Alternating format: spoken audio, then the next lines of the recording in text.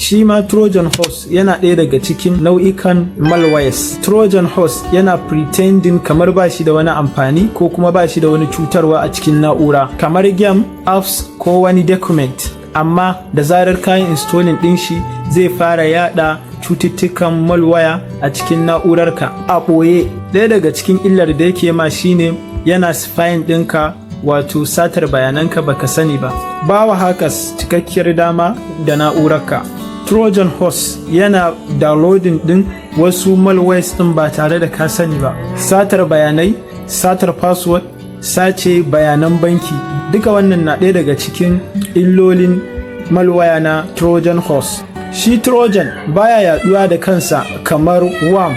Shi yana buƙatar ka installing ɗinsa ko ka buɗe wani file, saboda kana tunanin file ɗin ko applications ɗin suna da aminci.